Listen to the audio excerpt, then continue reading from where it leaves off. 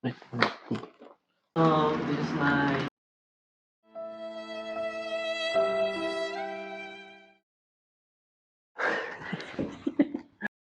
Hello, guys. Welcome to another episode of 10 Adventures. Today, I'm showing you guys my rod, my reels, my swim baits, and the tricks that I've done the past few months.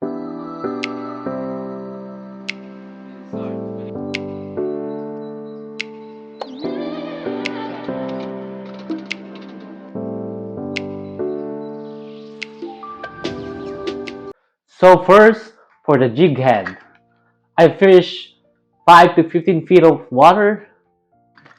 Hindi ko sure.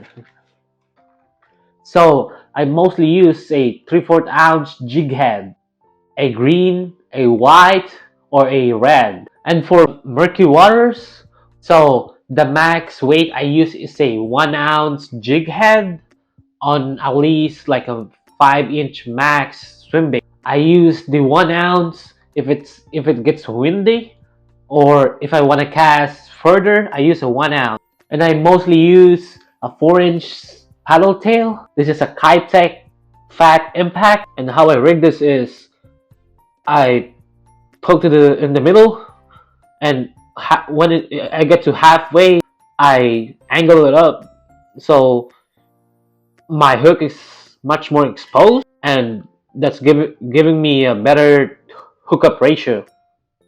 You push, and you don't want any kinks on the body. If you can see, the hook is much more exposed for a better hook set.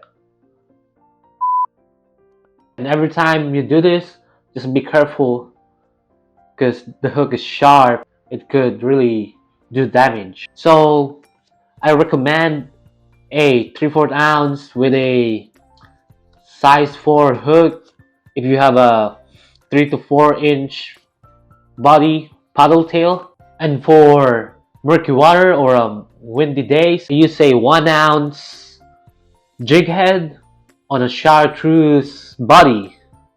And I have a trick here, and what I do is I'll get a Procure scent. It's a gel scent, so it sticks really good, and it will stay for a dozen casts or two. Since it's hollow, I insert the nozzle into the hole and squeeze it.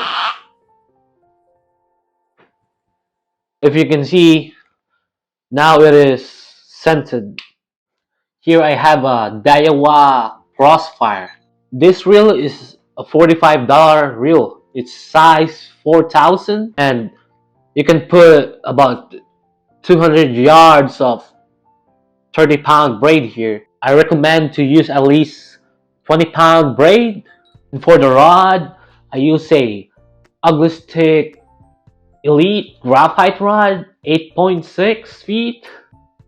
This rod is light enough to be cast all day, and the reel is also light enough for you to, grind the shore. I've been using this for a year now. Plus this rod right here, it's about $100 or $120 setup. So you don't have to have a expensive reel or rod to go out fishing, especially when you're just starting to learn how to lure fish.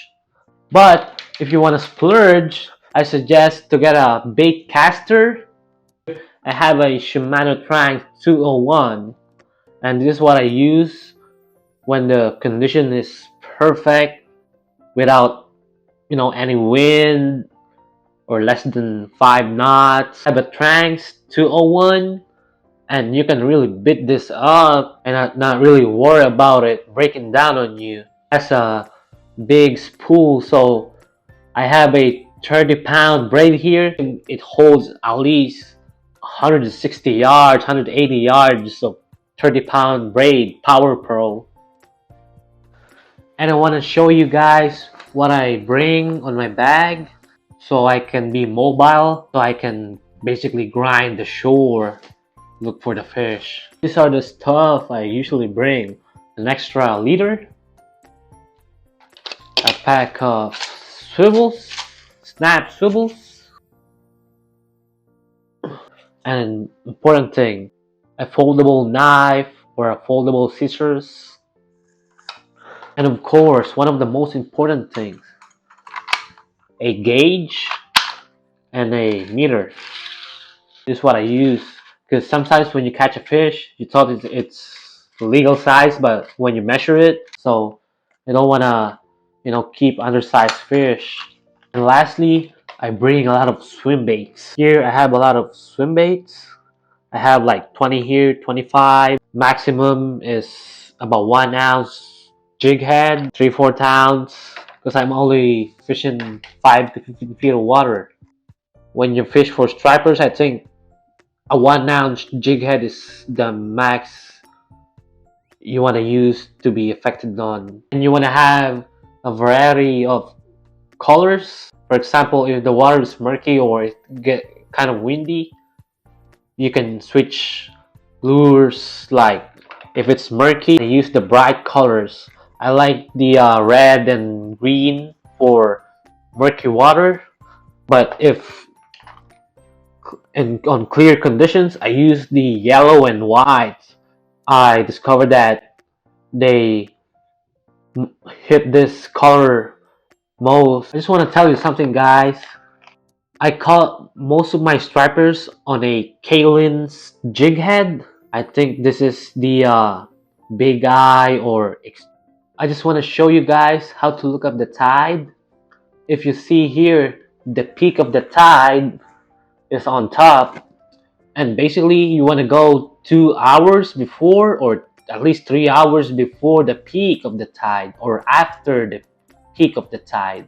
I usually go to usharbors.com. So if you can see, this is the peak of the tide here. So you got basically about maybe like a 5 hour window. And I suggest to look for spots where there is some part murky water and part clear water.